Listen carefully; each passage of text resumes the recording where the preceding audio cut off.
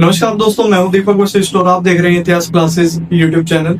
हमने आज से एक नई शुरुआत की है। उस नई शुरुआत में हम 1526 से लेकर 1857 के मुगल कालीन इतिहास की जानकारी आप सभी को दिया करेंगे।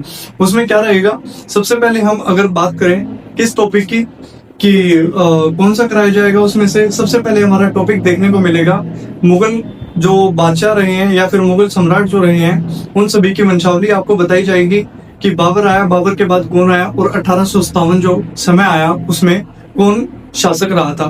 ठीक है, तो शुरू करते हैं आज के अपने इस टॉपिक के बारे में। बाबर की बात कर ली जाए, सबसे पहले 1526 में बाबर भारत में देखने को मिला। वो अगर हम बात करें कि किस वंश से ताल्लुकात रखता था, तो वो चगताई वंश से ताल्लुकात रखता था।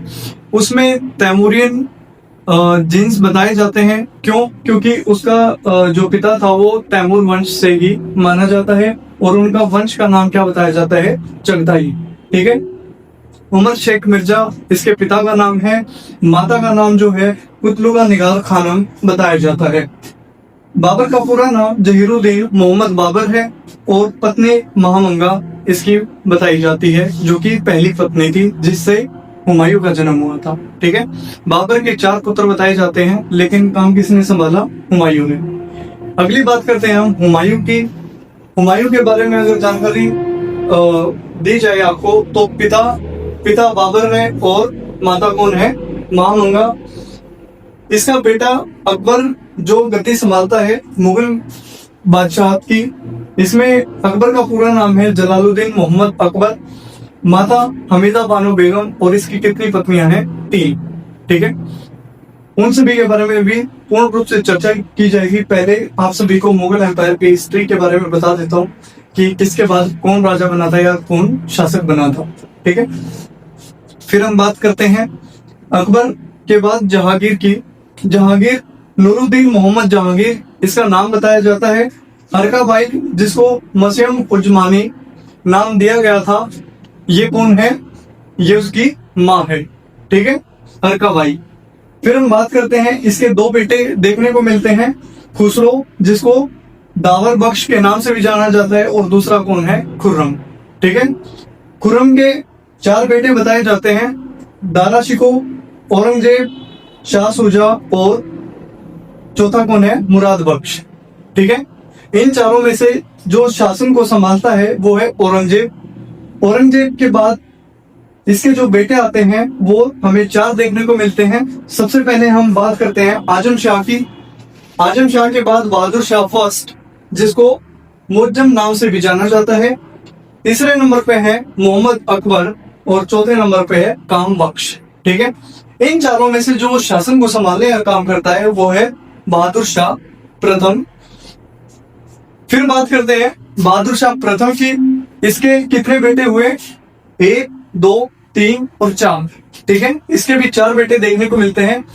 पहला है अजीम शान, दूसरा है रफीउस्सान, तीसरा है जहांदार शाह और चौथा है सुजिस्ता अख्तर। ठीक है, ये 4 बेटे देखने को मिलते हैं। ये अलग अलग टाइम पर अलग अलग शासन करते हैं, इनके बारे में भी जानकारी मिलती है। जो बहादुर शाह फर्स्ट है उसका बेटा जहांदार शाह ये शासन संभालता है सबसे पहले। ठीक है, बेटे 4 हैं लेकिन शासन कौन संभालता है? केवल जहांदार शाह। ठीक है, फिर जो इसका पहला बेटा होता है अजीमुल शाह। जहांदार शाह के बाद शासन संभालने वाला व्यक्ति कौन है? फर्रुखसियर। ठीक है, फर्रुखसियर किसका बेटा है? अजीमुल शाह का। ठीक है, फिर हम बात करते हैं रफीउस्सान की। इसके 3 बेटे हुए हैं।